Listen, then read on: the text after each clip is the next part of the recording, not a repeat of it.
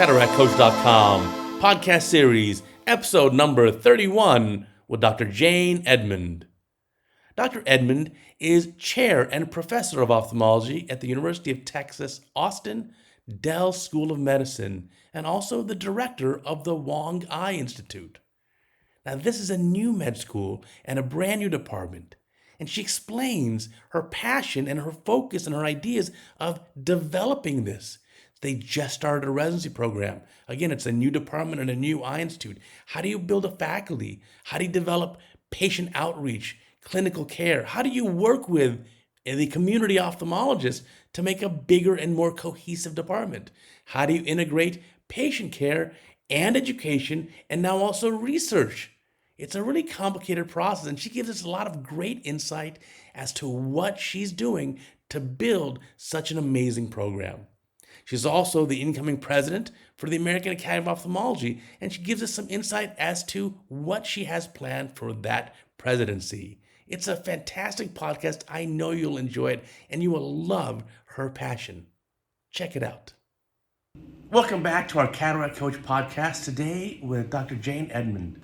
Dr. Edmond has been faculty at many universities, Wong Eye Institute, Wills Eye Hospital, most recently Baylor, and now she has an amazing position as chair and head of the new Wong Eye Institute at the Dell Medical School. So what I want to delve into is all the things that it takes to start an eye institute and a whole department from scratch.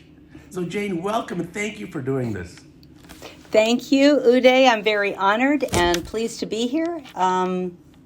Love the invitation and very happy to be here.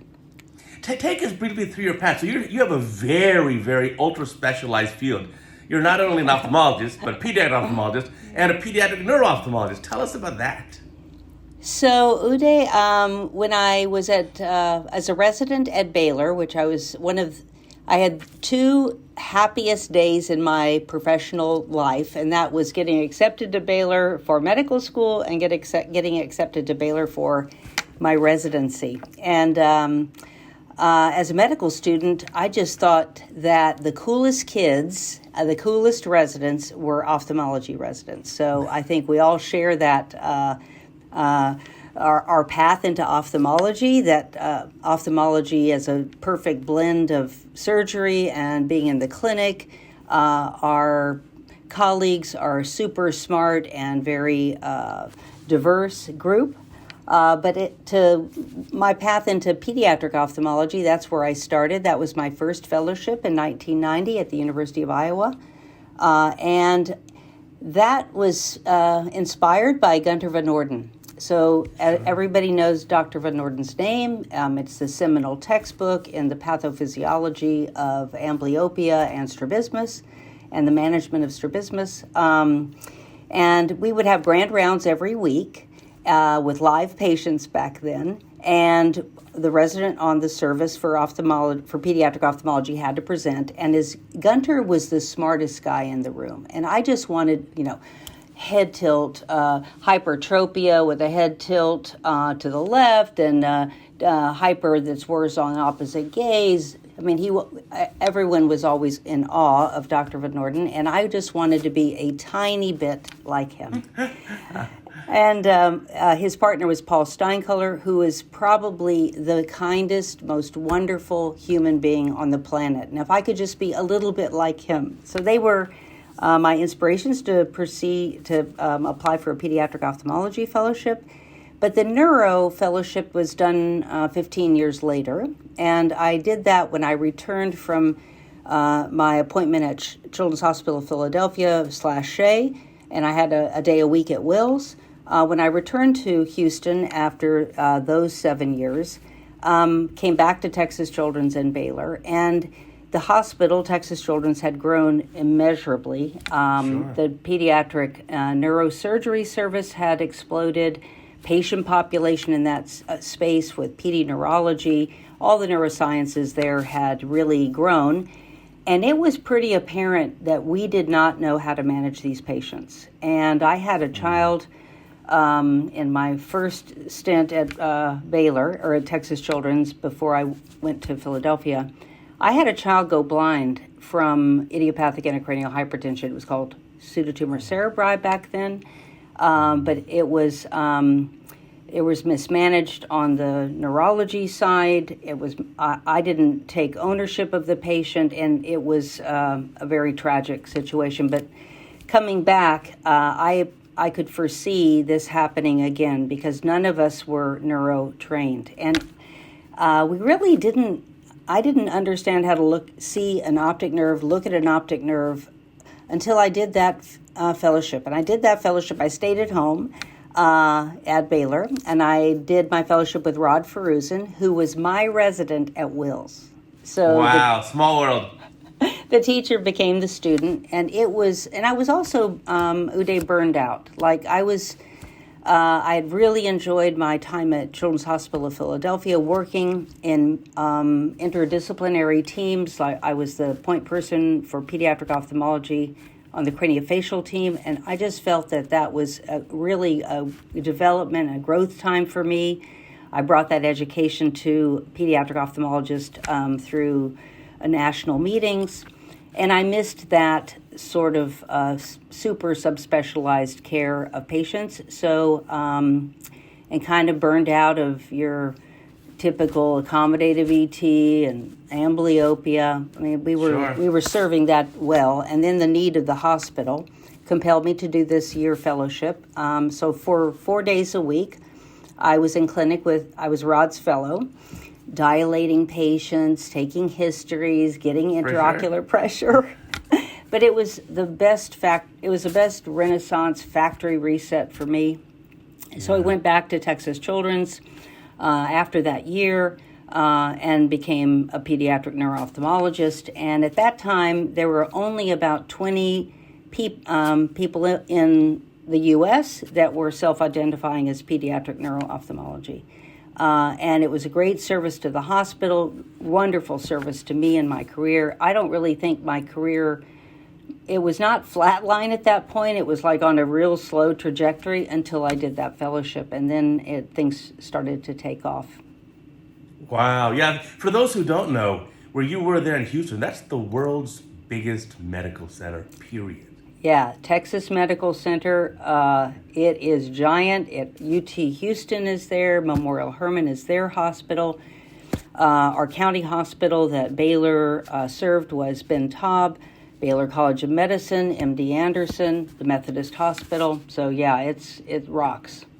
Yeah, so obviously, with a place that huge, I'm sure there was a lot of work for a pediatric neuro-ophthalmologist. It kept you very busy. Well, in Houston, I think at this point is the third largest city in the U.S., maybe the fourth back then, maybe vying for 3 and 4.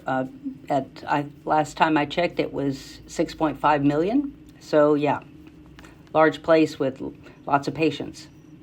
Yeah, and you stayed on as Baylor faculty for quite a number of years as well.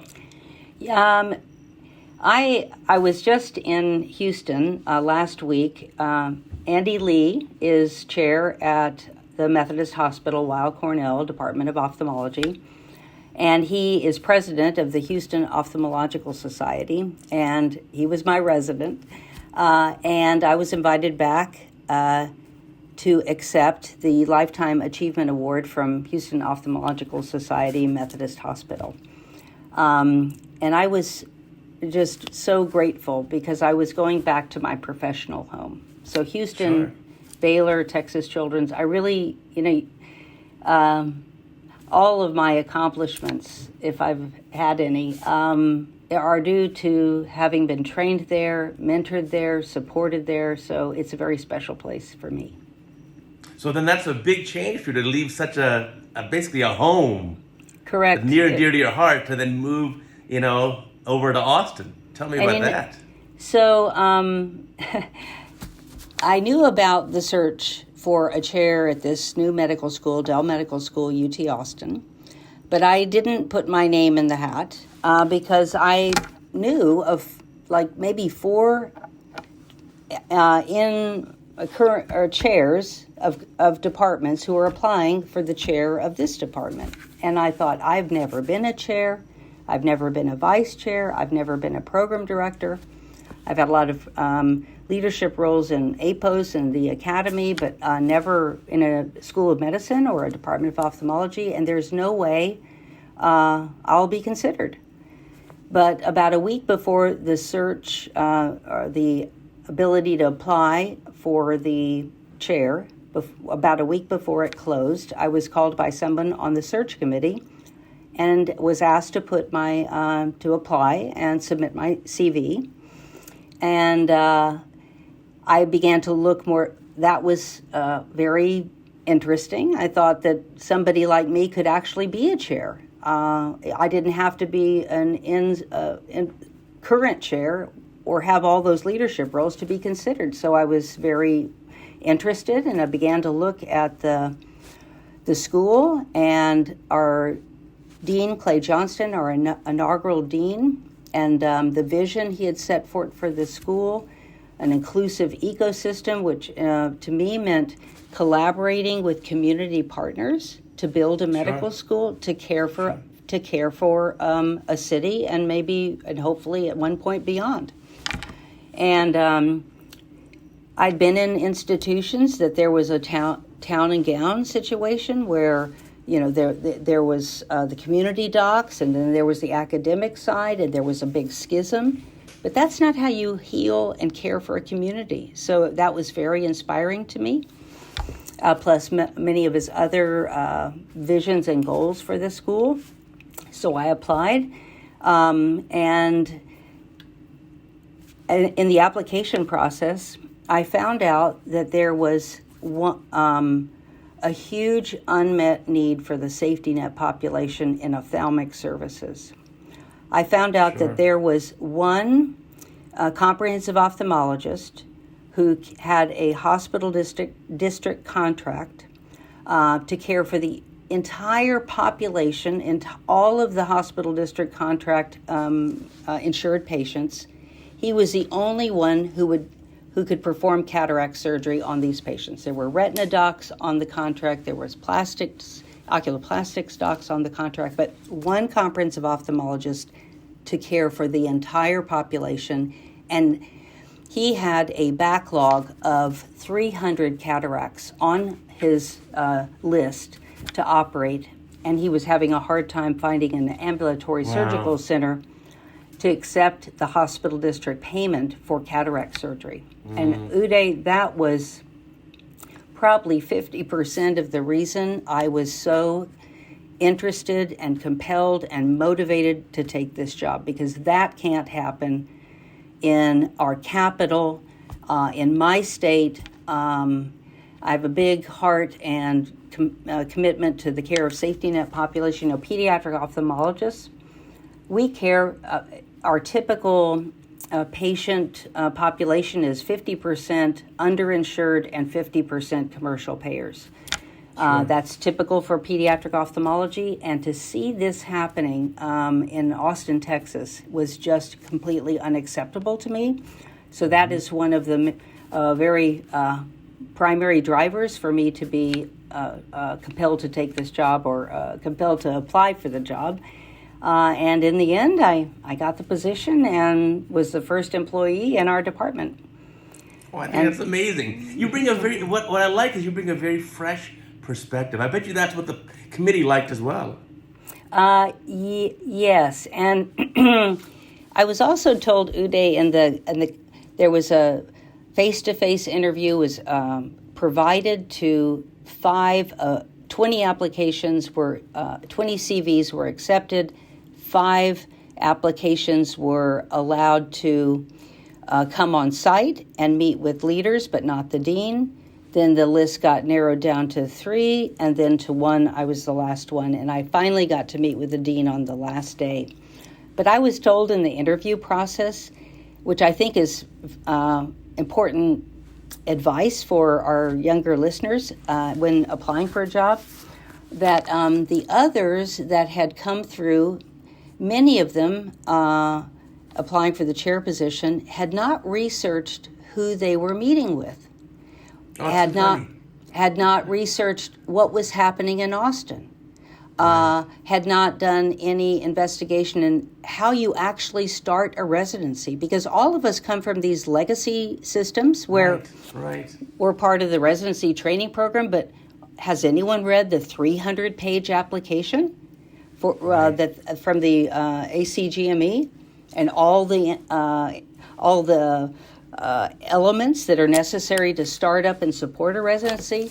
I certainly had not until considering this position. So note to younger listeners, research who you're meeting with, who are they, and how can you fit into the culture and system of the hospital, and can you do this job? I wanted to know, can I accomplish what is expected of the chair, because I don't want a job that I'm not going to be successful in.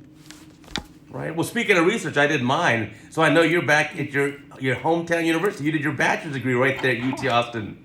Right, the hook 'em horns, right? Hook 'em horns, exactly. Yeah, I'm the only chair here. Actually, the only person in a leadership position that is a UT graduate. Wow. But the city of Austin, though, and the surrounding area has grown tremendously since you did college. I mean, it's crazy, the growth. Yeah, it's all your brethren coming here, pal. It's California. It's all the Californians. Driving up home prices. We're sick of paying 13% California state income tax. Yeah, so. Yeah. There's Texas has a better tax structure. What's the overall population then of the greater Austin area? It's today. So, yeah, right. So about a year ago, I checked into that. I think it's a little over 1.5 million. Austin metro area. And then the surrounding is going to be push it beyond 2, even to 3. So yeah. That's a huge population now. So now your safety net's even more strained. Correct. And then that's absolutely right. Well, I also think it's brilliant the way you're pairing with the community doctors. So I did my research as well. So I know you paired up with 2 big retina groups. You paired up with the ophthalmology consultants group, TOC, which is one of my former residents. Tanuj Nakra was one of my residents. He won my award for best. He won my award for best surgeon when he was a resident. But I love how you paired up with all these people. Well, they had before I took the chair, the more academic inclined ophthalmologists in Austin had already become faculty, affiliate faculty, which is more community-based faculty with the Department of Surgery. So I inherited that list of 15. Sure. That just showed their academic intent. And as these practices add additional partners or physicians, they become faculty with us. And most recently, I have asked, and happily, Tanuj Nakra and Vic Duriraj and Rich Allen have accepted regular faculty appointments, so they're full-time faculty in my department because they're so committed to education of our residents. And they see patients, safety net patients, which is another requirement of mine for faculty positions, either affiliate or regular.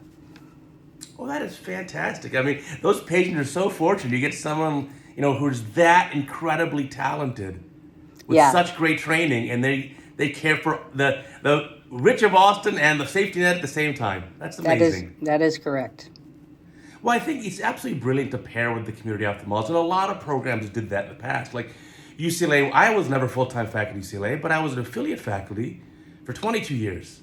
And so climbed up the ranks, and I attended 10,000 resident cases, 500 a year for 22 years.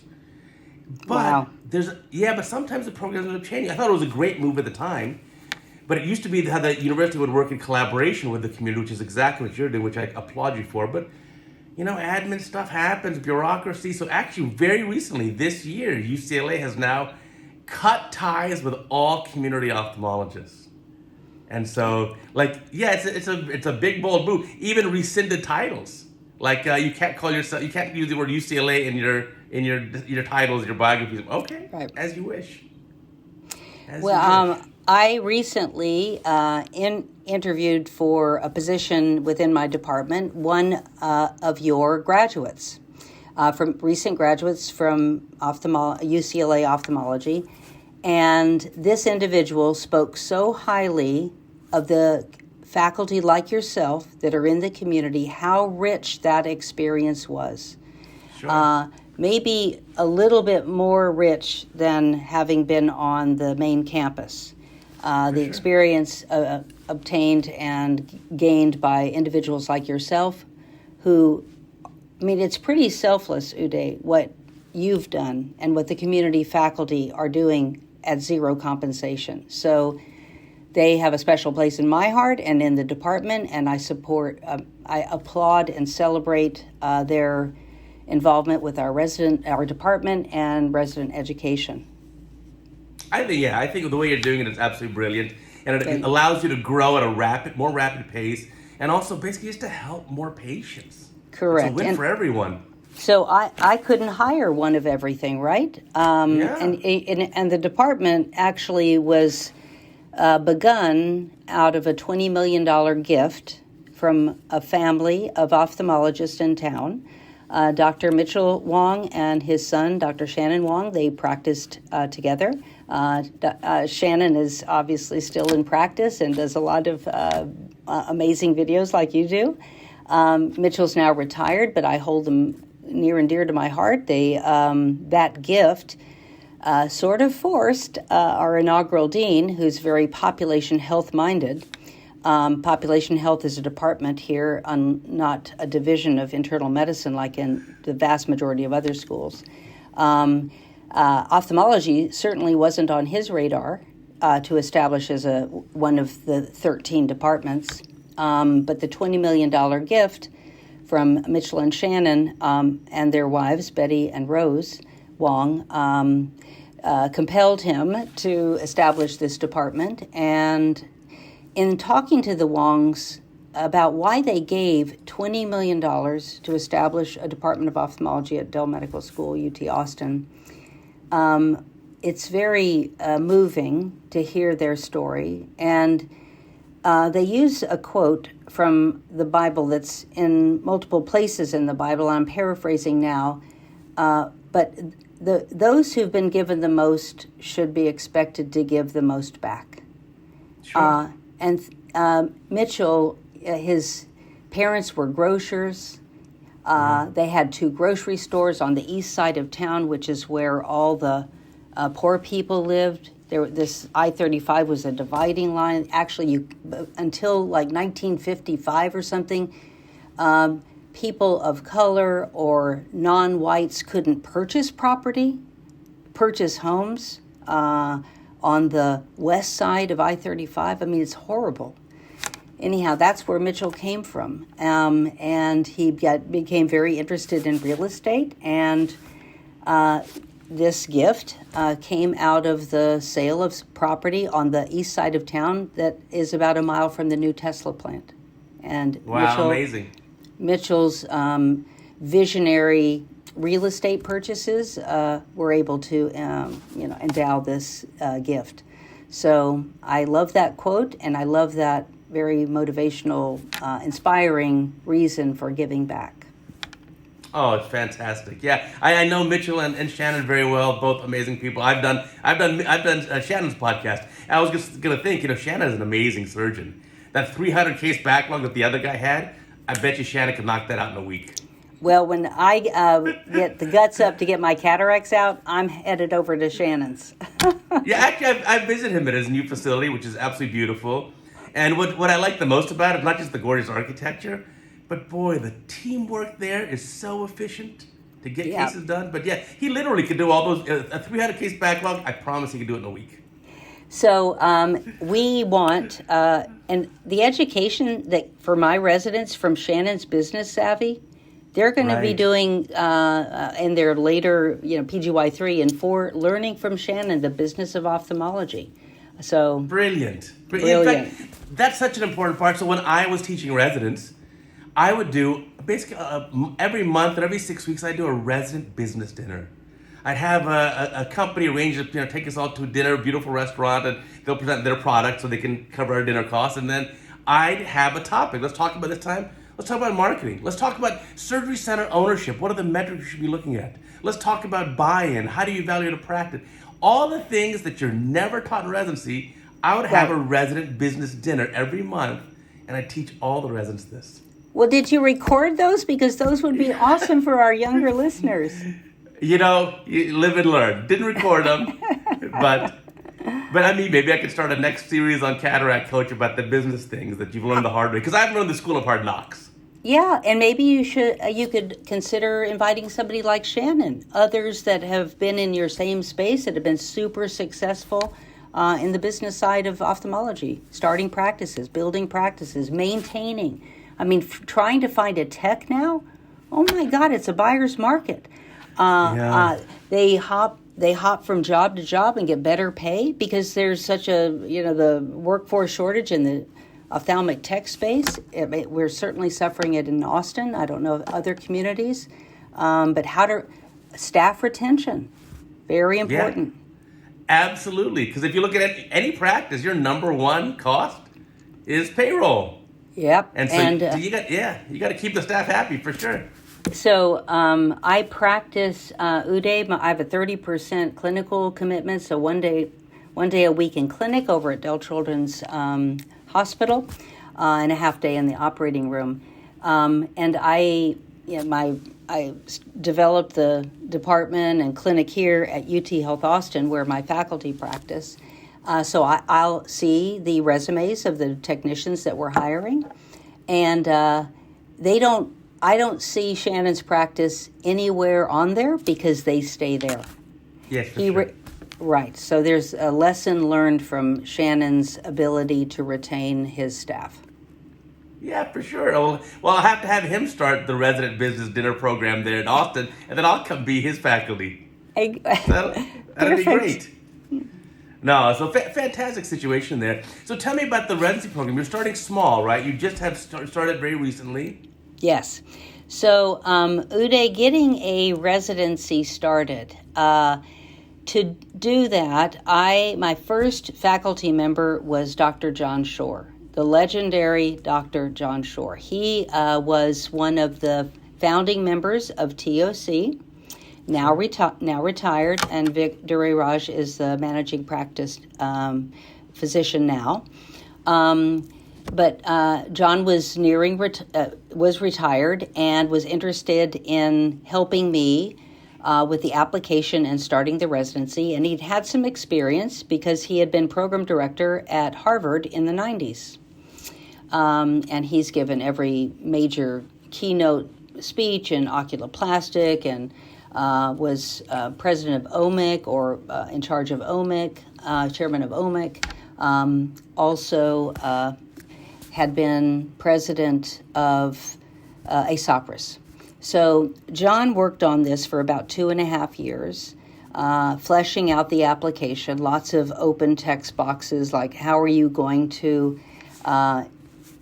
ensure that the residents are mindful of health equity, how will you ensure wellness, a lot of things that we never thought about when we went through training. We went through training, but he also had we had multiple sites like TOC for oculoplastics, Dell Children's Eye Clinic, which is part of Ascension, for the pediatric ophthalmology experience, the two retina practice, Austin Retina Associates and Retina Consultants of Austin. So John had this amazing relationship, 20-year relationship with these practices, incredible gravitas in our community, and he pulled these practices together and fleshed out the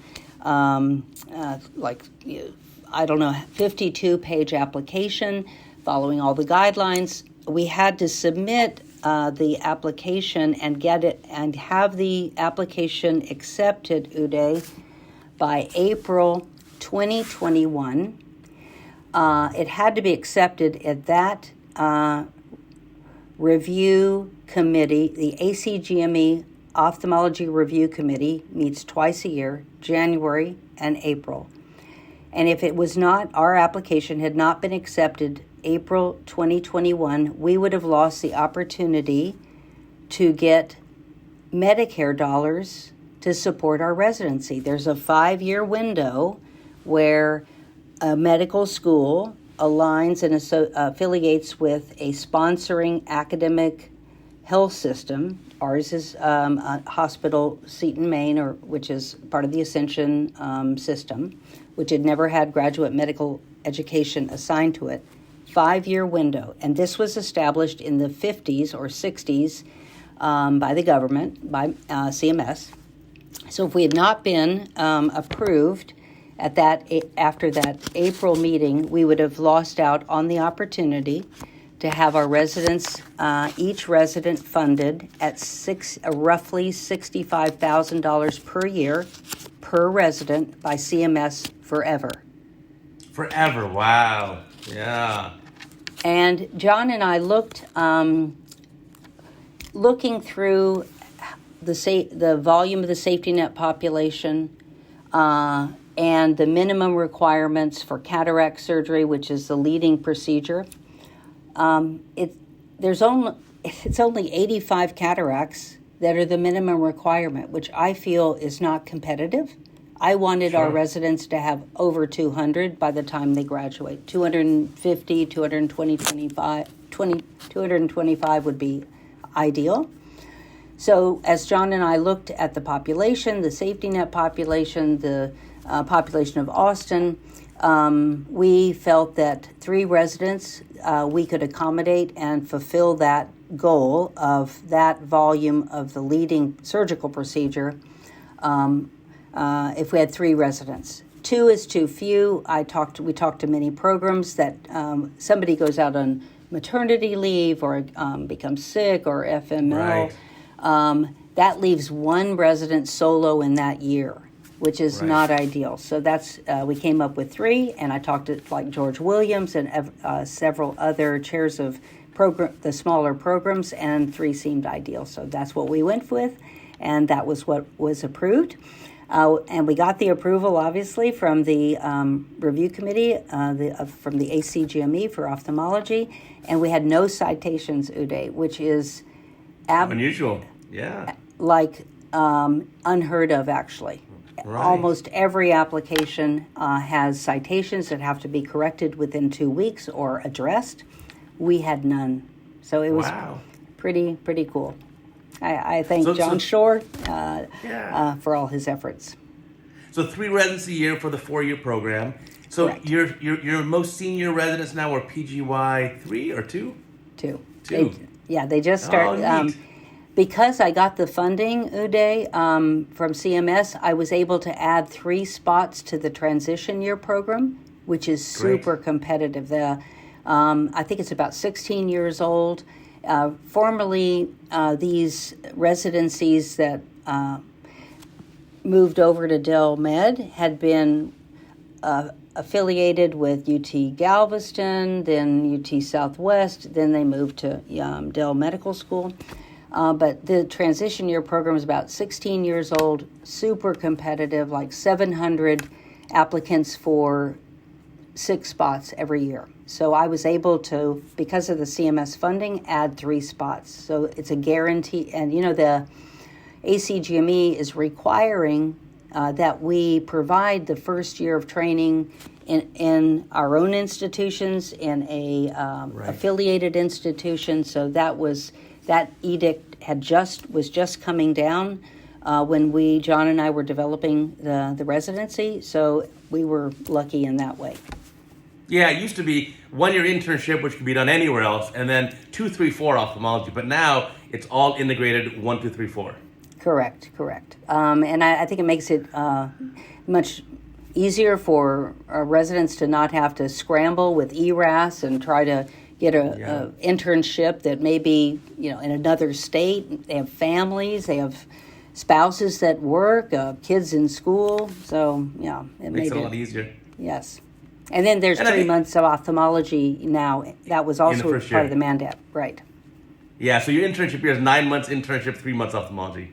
Correct. So you also have room to grow. So should you be able to provide more surgical volume, I'm sure you could even grow your residency more.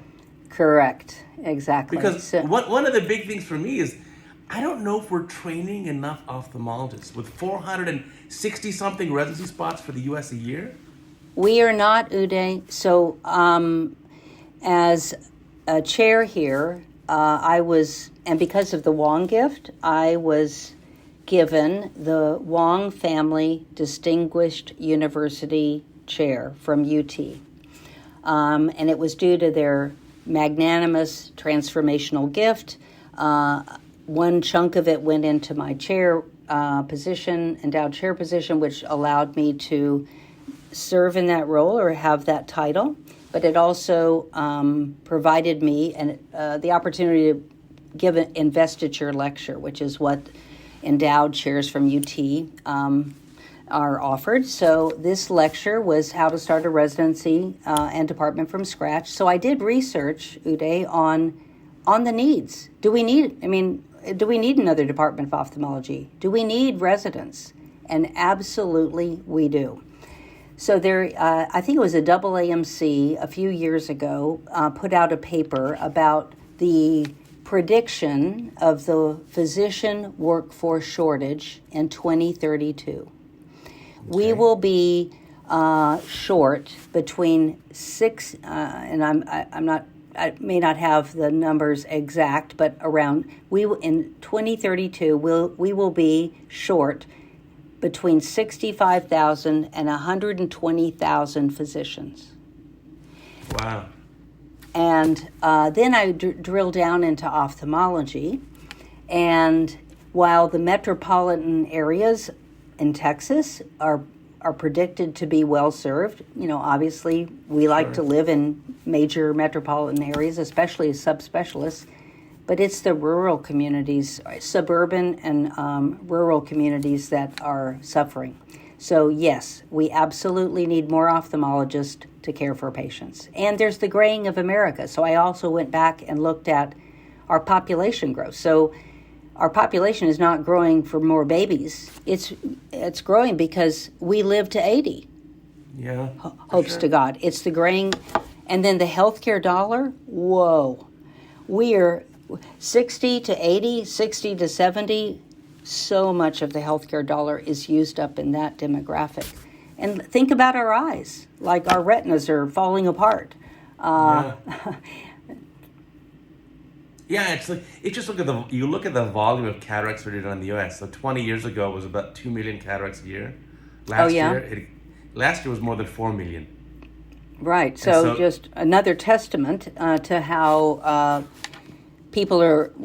America is graying and getting older, and also we're staying healthier. So we want to keep our eyes, we want to see better. Like I do adult strabismus surgery, and the volume of adult patients that come to me with age-related esotropia has exploded. And I think in the past they just, I see some double vision at night, at distance, some crossing, and I'm just going to go into prisms or squint. They're not tolerating that anymore. They want higher quality of living. Right. They want their eyes to be right. They don't want to wear prism glasses. Right. I'm sure you're seeing it like monovision or the premium lenses. I don't want to wear glasses at all. So, yeah. Right. They may be 80 years old, but they're still playing pickleball this Saturday. Exactly. Right. Not me, but I'm glad they are. But no, I think you're right. So I think we are not training enough, and then there are a lot of ophthalmologists who are not working full time. And then the other catch too is I think we're retiring more ophthalmologists per year than we're minting. So certainly there's going to be a huge need as things get further down. As the years go on, we'll have more and more need, and there's only so much more efficient we can be. I mean, when I was with the residents, I remember starting in the county hospital, they would book for the day 3 or 4 cataracts, and I was like, well. Here's how I do it in private practice. We're going to change a few things. We're going to start doing some metrics. We're going to measure everything. Time in the room, time out done, block done, first incision, end of surgery, drapes off, patient out of the room. So I time everything. Say, okay, here's where we need to fix the issues.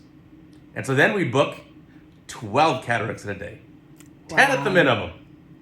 And so whatever backlog they had, your backlog is done in a month. Wow. So Uday, did you have, what's the average time for a PGY2, maybe at the end of their PGY2, I'm not sure when residents begin cataract surgery, but certainly PGY3 and 4, did you have different times allotted for those training years? Yeah, so the most important thing is we never tried to rush the actual surgical cut time. Perfect. But when you have data that shows the patient was in the room at, let's say, 8 o'clock, and your first incision was 8:30, why? Why, exactly. And so that's far more important. So we have a whole series of videos and studies, case studies on CataractCoach.com about efficiency, including when you're a resident and all the appropriate metrics. So I've got like really a dozen or 15 videos about the topic. But yeah, it's far more important. If you were doing your training, or even if you're a young ophthalmologist listening to the podcast and you're in your first 5 or 10 years of practice, you really need to not worry about the actual cut time. It's far Agreed. more important to worry about, like, what are you dilly-dallying for? When the drapes come off and it took you 16 minutes to leave the room, why? Agreed. So that is education that has to go back to the surgical center. How do you become more efficient there? And I decided to track all these metrics. And I tracked it by, okay, let's do today. Who's the anesthesiologist today? Who's the circulator? Who's the scrub? Who's the resident? Who's the attending? Mm-hmm. And I learned that from Costco, because I was at Costco and they had this big chart on the wall of their checkout people and who was the most efficient and who was the highest accuracy. I'm like, If Costco can measure these metrics, we can certainly measure metrics. Yeah, we need to take a lot of, Pepe Martinez is one of our faculty. He's at Austin Retina Associates. He has a product at the Academy website, or the Academy store, American Academy of Ophthalmology, obviously, on the lean model. So taking that, I think it's from Kawasaki, or I've forgotten the Japanese car maker that created the lean model. So lean ideas and business practices can make us better and more efficient. That's what we need to do. Right, and you can help more patients. Speaking of the Academy, you tell me about your vision for being Academy president. I'm so excited about that. Well, I'm very excited too. So I'm president-elect, and I will transition to president January 1st. So it's a year position. And I think each president has sort of some passion projects. And I am giving a 5-minute talk at the opening session, and Dan Bryson will obviously have his talk as well. And I'm thinking about altruism, Uday. I know it's a tough time for ophthalmologists, well, for everybody, post-COVID, inter-COVID, post-COVID.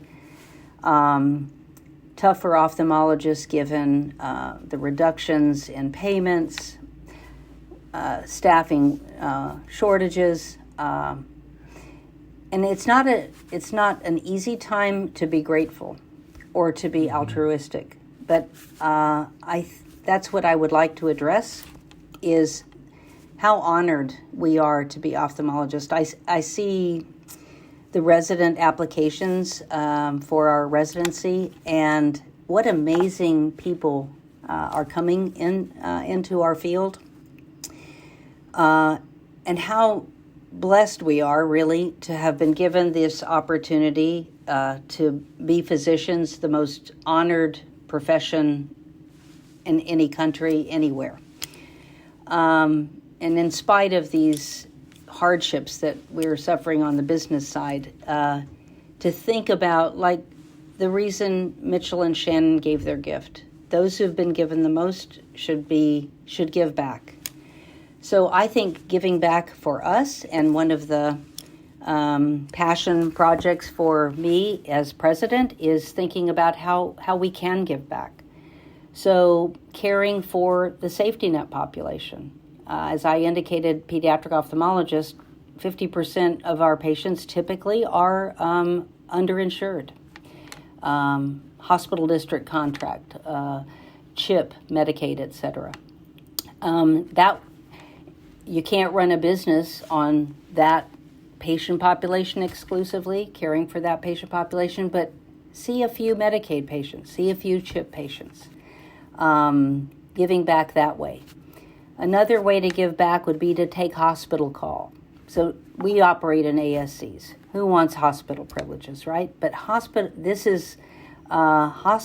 ERs are in a terrible situation with ophthalmology, ophthalmologists not wanting to take call. It is we did plenty of call as residents and fellows, and who wants to do that? But it is definitely a way to give back. It doesn't have to be a weekly thing or a monthly thing. Lots of the safety net population who do not have ophthalmologists, that's where they come through. So that would be another way to return the favor, to be altruistic and give back. Also, advocacy, right, through the academy, at the state level, advocating for expanded Medicaid payments, like fair Medicaid payments that are equal to Medicare payments. In so many states, Uday, it's super variable, and it's really punishing pediatric ophthalmology. So I think it's Pennsylvania that a new patient, Medicaid new patient payment is like $58. Who will take care of these patients when no one can keep their doors open with $58 on a new patient? So parity to Medicare payments, and Medicaid is on a state level. So that's 50 states we have to deal with. It can't be done at the Academy DC level because Medicare is federal, but Medicaid is so much done on a state level, and that's why there's so much variability. So I'm sorry I went down a rabbit hole, but no, these are important topics. These are very, very important topics. Yeah, and so taking care, advocacy for scope battles at the state level. Get involved at the state level in advocacy would be another way of giving back. So those are a few, and then the workforce shortage. Current and impending workforce shortage in pediatric ophthalmology, neuro-ophthalmology, two of my fields, and uveitis. Something to address. Although the subspecialty societies, NANOS and APOS, are working hard and collaborating with the Academy to address how we can incent residents to pursue those fields. Wow, you got that's an amazing objective for your presidency. I'm really impressed. But boy, you've got a lot on your plate. Running your institute, director of the institute, chair of your department. You're obviously still taking care of patients, growing your whole department, plus being president of the academy. You are going to be one busy bee in the next year. Yeah, correct. But it's great work. So when you're inspired and energized by your work, and you work in a institution where your values fit the institution. Uday, before I became chair here, I just figured that it was normal to agree with 50% of to not be fully aligned with the institution that employs you. Maybe 50% of the leaders you agreed with the decisions made at the leadership level. That was normal. That is not normal. It's not the ideal. That's a recipe for burnout. But if you're working in an institution or with people that you have a good cultural fit, your vision is aligned, you're in a value-driven organization, the work is not work. Yeah, it becomes a passion project. Right. And then obviously the results will be even better. So where do you envision, if you had a dream, where would you have this institute in 10 years and then beyond? What do you think? What do you think is a reasonable thing to accomplish in, let's say, a 10-year period? Add fellowship. Add fellowship. Because you're laying down the foundation of a department that's going to last hundreds of years, if not beyond. Right. So your goal, what you're going to do now, your work is going to transform thousands of doctors and millions of lives. Thank you. So you said, okay, I'm sorry for interrupting. You said you're going to do add fellowships. Add fellowships. Our first fellowship that we're going to have the TOC fellow will attend a clinic here at UT Health Austin. Also, the Austin Retina Associates now have a new fellowship that we've co-branded with Dell Med. That fellow will come over, but we'd like to add an anterior segment fellowship. I think we need to add a pediatric ophthalmology fellowship. My 5 faculty in pediatric ophthalmology are amazing, fabulous training, and committed to education and patient care, etc.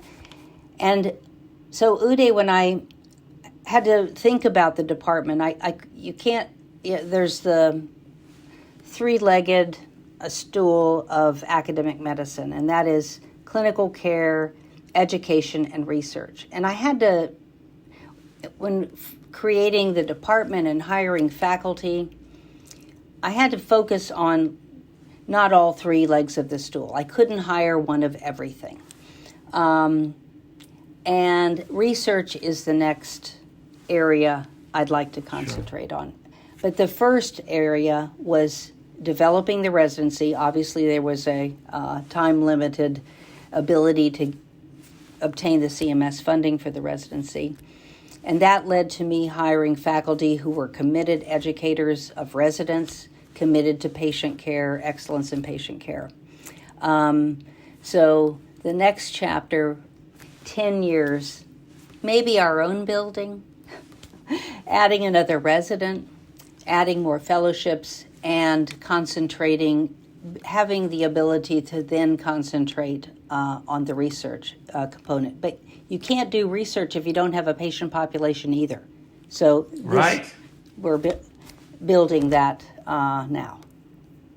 Well, I love your passion. I love your enthusiasm. I can hear it in your voice, see it in your eyes.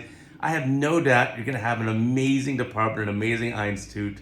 And I just look forward to just kind of watching it grow and blossom. It's amazing. Well, thank you, Uday. It's been a real honor to talk with you, and you're equally as inspiring, in my opinion, and have trained so many residents selflessly, and these education of them on the business side and your cataract videos.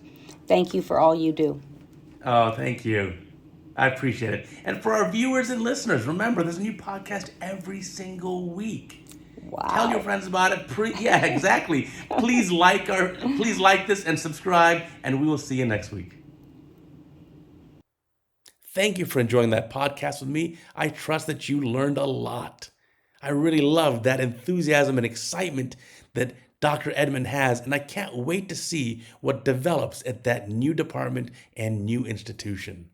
Remember, we've got a new Cataract Coach podcast every single week, available here on CataractCoach.com, on YouTube, Apple, Spotify, Amazon, Google, wherever you get your podcasts. Please like and subscribe and tell your friends about it. And if you could do one last favor, please leave me a comment and let me know how you're enjoying the podcast and give me some advice for future guests so we can feature them here on this podcast. We'll catch you next time.